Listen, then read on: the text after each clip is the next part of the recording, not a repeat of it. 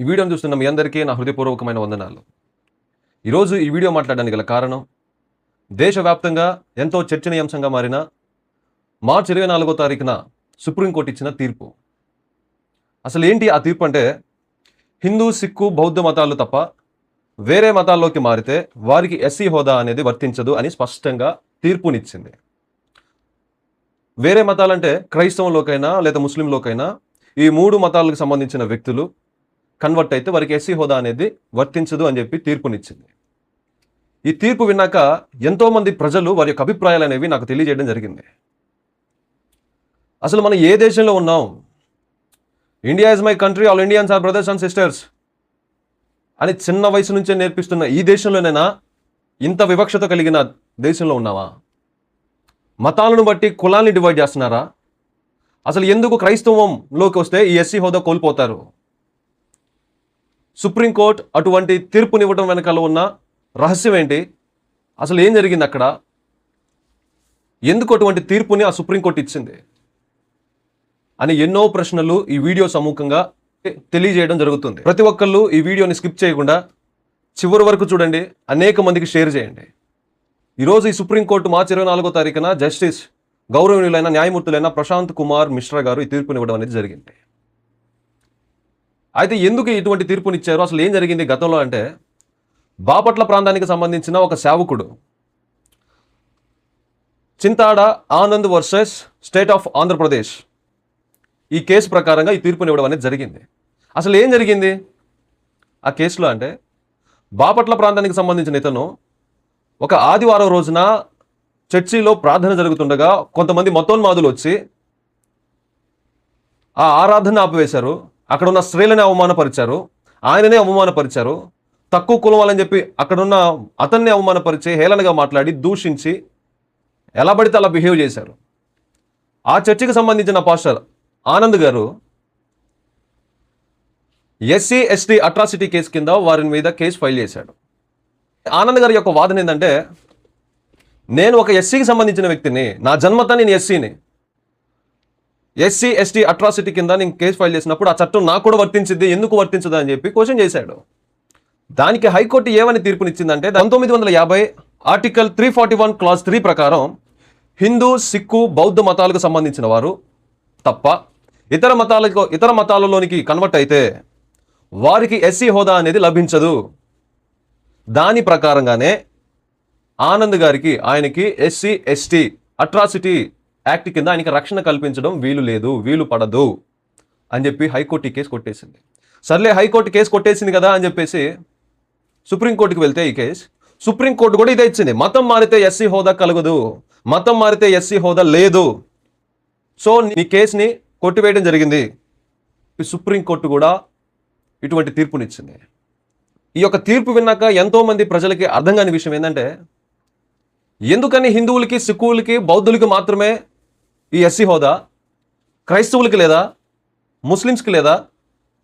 అసలు ఏంటి ఇంత అవమానం ఎందుకు జరుగుతుంది క్రైస్తవులకి అని చెప్పి ఎంతోమంది క్రైస్తవులకు సంబంధించిన వాళ్ళు వారి యొక్క అభిప్రాయాల్ని వెల్లడించడం జరుగుతుంది. రిజర్వేషన్లు ఎవరికి ఇస్తాయి, అసలు రిజర్వేషన్లు ఎవరికి ఇవ్వాలి అనే పాయింట్కి వస్తే, రాజ్యాంగం ప్రకారం రిజర్వేషన్లు కేవలం ఆర్థిక పేదరికం కోసం కాదులే కానీ సామాజిక, విద్యాపరమైన వెనుకబాటుతనం ఆధారంగా ఇవ్వాలి reservation. Social and educational backward వర్గానికి సంబంధించిన ప్రజలకే ఈ ఎస్సీ హోదా కల్పించాలి.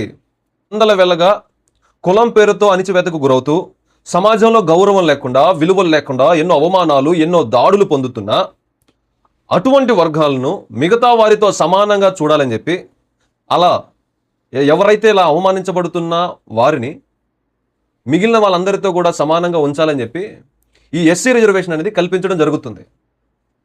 దీని ప్రకారంగా చూసినా ఇది రాజ్యాంగం కల్పించిందే. క్రైస్తవులు అని చెప్పిన వెంటనే వాడి మీద ఎన్నో అవమానాలు, ఎన్నో దాడులు, ఎన్నో హేళనపూరితమైన మాటలు, చర్చి కూల్చివేతలు, చంపడాలు, దాడులు చేయటాలు ఎన్నెన్నో జరుగుతున్నాయి.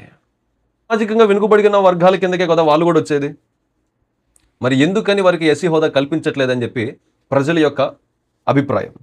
అసలు రాజ్యాంగంలో ఆర్టికల్ 15 ఏం చెప్తుంది అంటే, మతం, జాతి, కులం, లింగం, పుట్టిన స్థలం ఆధారంగా వివక్షత చూపకూడదు అని ఆర్టికల్ 15లో చెప్పబడి ఉంది. అయితే ఈరోజు ఏం జరుగుతుంది? ఒక మతాన్ని బట్టి వివక్షత చూపడం జరుగుతుంది, ఒక కులాన్ని బట్టి వివక్షత చూపడం జరుగుతుంది, ఒకడు పుట్టిన దానిని బట్టి కూడా వివక్షత చూపడం జరుగుతుందండి ఈ భారతదేశంలో. హైకోర్టు ఆనంద్ గారి కేసు విషయంలో 1950 ఆర్టికల్ 341 క్లాస్ 3 ప్రకారంగా ఆ కేసుని కొట్టివేసింది కదా. అసలు ఆ కేసులో ఆర్టికల్ 341లో ఏముంది, అసలు దాన్ని ఎవరు ఏం చేశారు అని అంటే, 1950లో బాబు రాజేంద్ర ప్రసాద్ గారు ఆర్టికల్ 341 క్లాస్ 3 ప్రకారంగా ఆయన ఇచ్చిన ఉత్తర్వు ఏంటంటే, అప్పుడు ఆయన రాష్ట్రపతి కాబట్టి ఒక చట్టాన్ని మార్చడం, రాజ్యాంగ హక్కుల్ని మార్చడానికి ఎవరి తరం కాదు, కానీ సవరణ చేయొచ్చు, రాష్ట్రపతిగా అటువంటి ఛాన్స్ ఉంది, అటువంటి అధికారం ఉంది కాబట్టి ఒక ఉత్తర్వు అనేది జారీ చేశాడు. ఏంటిది అదంటే, ఆయన మొట్టమొదటిగా చేసింది ఏంటంటే, హిందువులకి మాత్రమే హిందువులుగా పిలువబడుతూ హిందూ మతంలో ఉంటూ అనగారిగిన వర్గాలు, అణిచివేతకు గురవుతూ సామాజికంగా విద్యపరంగా వెనుకబడిన వర్గాలలో హిందువులకు మాత్రమే, అటువంటి కులానికి మాత్రమే ఈ ఎస్సీ హోదా అనేది లభించడం జరుగుతుందని చెప్పి ఆయన ఉత్తర్వు అనేది జారీ చేయడం జరిగింది.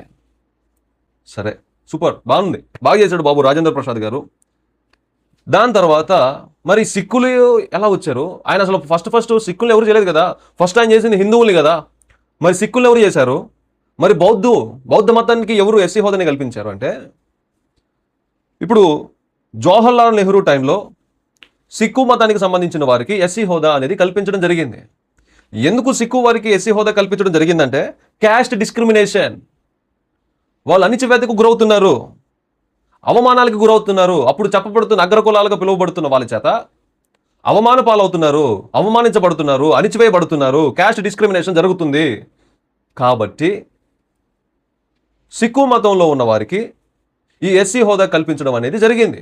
అది ఎలాగా, దేని ద్వారా? గవర్నమెంట్ ఆఫ్ ఇండియా ద్వారా. ఒక రాజ్యాంగంలో ఉన్న హక్కుని మార్చడం సుప్రీంకోర్టు తరం కాదు, హైకోర్టు తరం కాదు, న్యాయమూర్తుల తరం కూడా అసలు కానే కాదు. మరి ఎవరి తరం అవుతుందంటే, పార్లమెంట్ ఆఫ్ ఇండియా సవరణ మాత్రం జరుగుతుంది. ఒక రాజ్యాంగంలో ఒక చట్టం యాడ్ చేయాలన్నా, ఒక చట్టం తీసివేయాలన్నా, సవరణ జరగాలన్నా, ఏది చేయాలన్నా పార్లమెంట్ ఆఫ్ ఇండియా. దాని ప్రకారంగానే సిక్కు మతానికి సంబంధించిన వ్యక్తులకి ఎస్సీ హోదా అనేది కలిగించడం జరిగింది. ఎప్పుడు? 1956లో. 1950లో బాబు రాజేంద్ర ప్రసాద్ గారు హిందూ మతానికి సంబంధించిన వాళ్ళకి ఎస్సీ హోదా కల్పిస్తే, 1956లో జవహర్లాల్ నెహ్రూ గారి ప్రభుత్వ టైంలో సిక్కు మతానికి సంబంధించిన వాళ్ళకి ఎస్సీ హోదా కల్పించడం జరిగింది. ఓకే, 1990లో ఈ బౌద్ధ మతానికి సంబంధించిన దళితులు, ఈ కన్వర్ట్ అయిన దళితులు అగ్రకులాలుగా పిలువబడుతున్న వారి చేత అణిచివేతకు గురి కాబడుతున్నారు, వారి యొక్క దూషణలకి గురవుతున్నారు, ఇక్కడ వారికి కూడా క్యాస్ట్ డిస్క్రిమినేషన్ జరుగుతుంది అని చెప్పి బౌద్ధ మతస్థులకు కూడా ఎస్సీ హోదా కల్పించడం జరిగింది. అప్పుడు అంబేద్కర్ గారు ఒక మాట అన్నారు, మతం మారినంత మాత్రాన ఆ క్యాస్ట్కి సంబంధించిన వ్యక్తులు ప్రాబ్లమ్స్ మారట్లా, దాడులు జరగడం ఆగట్లేదు కదా, క్యాస్ట్ డిస్క్రిమినేషన్ జరుగుతుంది కదా. అలాంటప్పుడు వాళ్ళకి ఎస్సీ హోదా కల్పించాలి అని చెప్పి బౌద్ధ మతస్థులకి కల్పించారు. అది దేని ద్వారా? పార్లమెంట్ ఆఫ్ ఇండియా ద్వారా. అసలు రాజ్యాంగం ఇప్పుడు సుప్రీంకోర్టు ఇచ్చిన తీర్పు ప్రకారంగా అయితే ఈ క్రైస్తవ మతస్థులకి, లేకపోతే ముస్లిం మతస్థులకి, లేకపోతే ఇంకా ఎవరైతే వేరే మతస్థులు ఉన్నారో ఆ 3 మతస్థులు తప్ప, హిందూ, సిక్కు, బౌద్ధ మతస్థులు తప్ప ఇంకా వేరే ఏ మతస్థులు ఉన్నారో వాళ్ళందరికీ ఎందుకు ఎస్సీ హోదా కల్పించదు? రాజ్యాంగం ప్రకారంగా 1950 ఆర్టికల్ 341 క్లాస్ 3 ప్రకారంగా బాబు రాజేంద్ర ప్రసాద్ గారు చేసిన దాని ప్రకారంగా హిందువులకే కదా ఎస్సీ హోదా కలిగించాల్సింది, వాళ్ళకే కదా ఎస్సీ హోదా లభించాల్సింది. మరి ఎందుకు 1956లో సిక్కు మతస్థులకి ఎస్సీ హోదా కల్పించారు, 1990లో బౌద్ధ మతస్థులకి ఎస్సీ హోదా కల్పించారు? మరి ఇప్పుడు ఎందుకు క్రైస్తవ మతానికి ఆల్రెడీ కలిగి ఉన్న ఎస్సీ హోదాని ఎందుకు తీసేయాలనుకుంటున్నారు? ఈరోజు క్రైస్తవంలో అణిచివేత జరగటం లేదా? ఈరోజు క్రైస్తవంలో దాడులు జరగట్లేదా? ఈరోజు క్రైస్తవంలో అవమానాలు, చర్చి కూల్చివేతలు, పాస్టర్లుగా పిలువబడుతున్న వారి పైన దాడులు జరగట్లేదా? అక్కడ దాకా దేనికండి? మణిపూర్ ఘటన 2023లో ఏం జరిగింది? దళితులు అని చెప్పి, క్రైస్తవులు అని చెప్పి వారి మీద ఎన్ని దాడులు జరగలా? ఆడపిల్లల్ని నగ్నంగా బట్టలు ఒప్పదీసి నడిపించారు కదా అగ్రకులానికి సంబంధించిన వారు, హిందువులుగా పిలువబడుతున్న వాళ్ళు. మరి అప్పుడు సుప్రీంకోర్టు ఏం తీర్పునిచ్చింది? 2008లో ఒడిశాలో జరిగింది ఏంది మరి? దళితులకు సంబంధించిన వాళ్ళని చెప్పి, క్రైస్తవులని చెప్పి అక్కడున్న ఆడవాళ్ళందరినీ బట్టలు ఉప్పదీసి నడిపించాలా బజారులో? 2008లో ఎంతమందిని చంపలా? మరి అది అణిచివేత కాదా? సరే, అవి ఎక్కడో వేరే రాష్ట్రాల్లో జరుగుతున్నాయి కదా. మరి ఆంధ్ర రాష్ట్రంలోనే సువార్త నిమిత్తం 2026లో అనంతపురం డిస్టిక్లో బయలుదేరి ఒక వ్యాన్ పెట్టుకొని వెళ్తే ఆర్టికల్ 25 ప్రకారం వారికి ఇష్టమైన మతాలకి, వారికి మనసుకు నచ్చిన మతాలని స్వేచ్ఛగా నమ్ముకోవచ్చు, ఆరాధించవచ్చు, ప్రకటించవచ్చు అని ఆర్టికల్ 25ని ఆధారం చేసుకొని, రాజ్యాంగాన్ని ఆధారం చేసుకొని భారతదేశాన్ని గౌరవిస్తూ వారికి నచ్చిన మతాన్ని స్వీకరించి ప్రచారం చేద్దామని చెప్పి పోతే మొత్తం ఉన్మాదులు కలిసి కొంతమంది దాదాపు ఒక గుంపుగా వచ్చి ఆ బస్సు మీద దాడి చేశారు.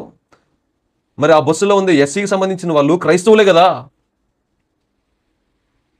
మరి అది అణిచివేత కాదా? బౌద్ధ మతస్థులకి అణిచివేత జరిగితే పార్లమెంట్ ఆఫ్ ఇండియా స్పందించి వారికి ఎస్సీ హోదా కల్పించినప్పుడు, మరి ఈరోజు క్రైస్తవంలో ఎన్ని దాడులు జరగట్లా, ఎంత అణిచివేత జరగట్లా?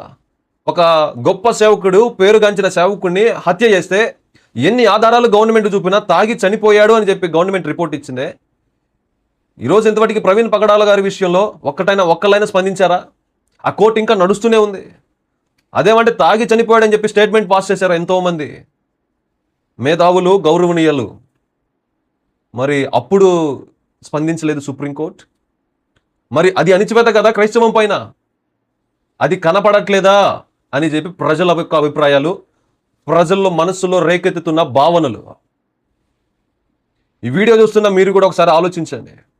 వాళ్ళకి ఎస్సీ హోదా కల్పించినప్పుడు ఎస్సీ కలిగిన బై బర్త్ జన్మత ఎస్సీ ఇక పుట్టిన మనం ఎందుకని ఆ హోదాకి అనర్హులం?